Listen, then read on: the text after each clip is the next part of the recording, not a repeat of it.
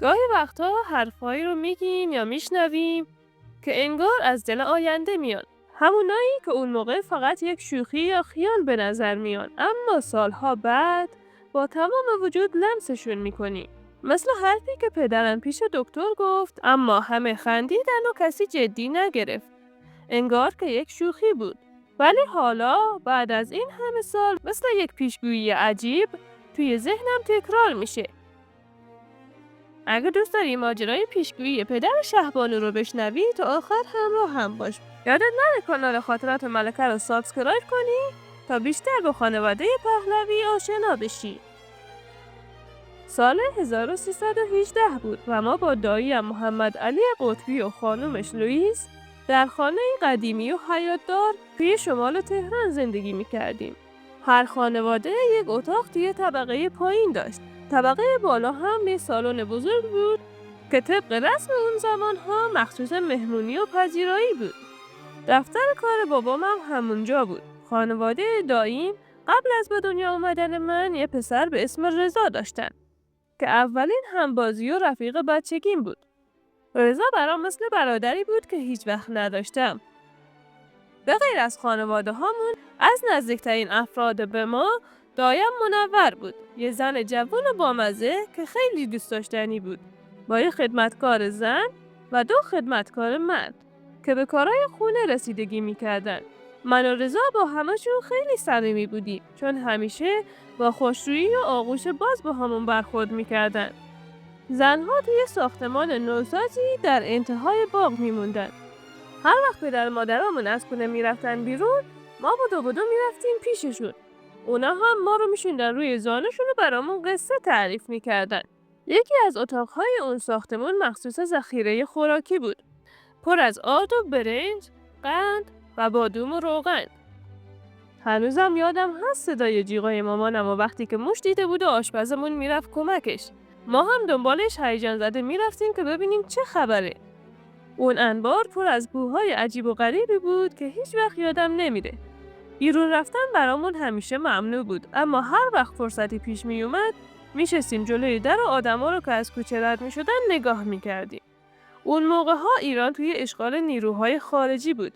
همیشه بزرگترها از جنگ کره شمالی یعنی شوروی حرف میزدن با هم. ما بچه ها هم جذب جیب های سربازای انگلیسی میشدیم که توی خیابونا میچرخیدن. همسایه هامون خیلیاشون وضع مالی خوبی نداشتن و همیشه می اومدن در خونمون.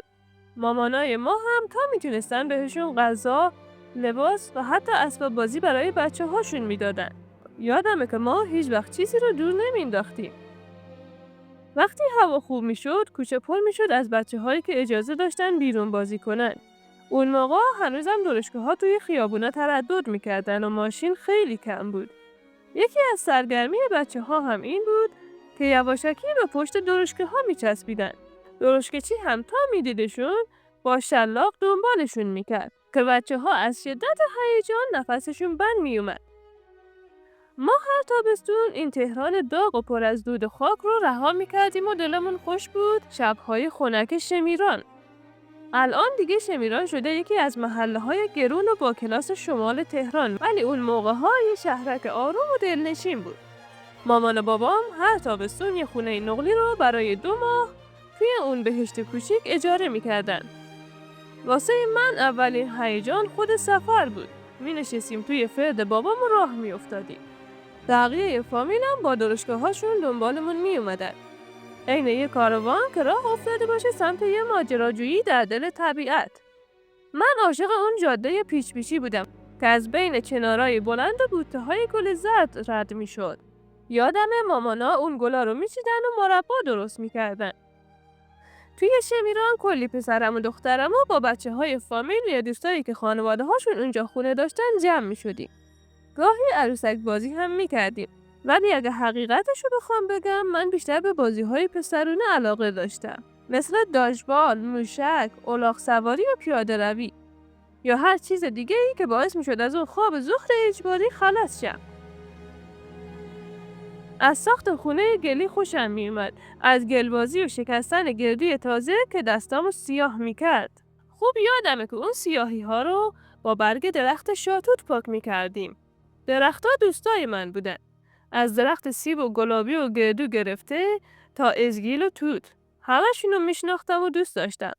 وقتی میرفتم بالای یه درخت دیگه کلاً از بازی یادم میرفت. بعضی وقتا روی شاخه ها برای خودم یه لونه درست میکردم و همونجا مینشستم و خیره میشدم به آسمون و حسابی خیال بافی میکردم. گاهی وقتا تا عصر همونجا میموندم. اونقدری که دیگه همه از پیدا کردنم ناامید میشدن. یادم پدر و مادرهامون همیشه از اینکه به بیماری تراخ دچار بشیم میترسیدن. چون خیلی واگیردار بود و باعث کوری میشد. من و رضا خیلی خوششانس بودیم و هیچ وقت نگرفتیم. اما من سالک گرفتم. یه جور زخمی که از نیش یه حشره به وجود میاد و جاش میمونه. هنوزم جای اون زخم روی دست راستم هست. بابام همیشه به هم میگفت خیلی شانس آوردی. اگه اون زخم روی صورتت بود خیلی درد سرساز میشد. با این حال بازم از دکتر خواسته بود هر کاری میتونه بکنه تا اثرش از روی دستم پاک بشه. مامانم همیشه نقل میکرد که بابام به دکتر گفته بوده تمام سعیشو بکنه تا اثرش نمونه. کی میدونه شاید یه روزی مردم بخوان دست دخترم رو ببوسن.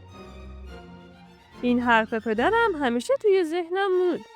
تا وقتی که با پادشاه ازدواج کردم و افراد زیادی برای دستبوسی می اومدن و این جمله همیشه در ذهنم مرور می شد.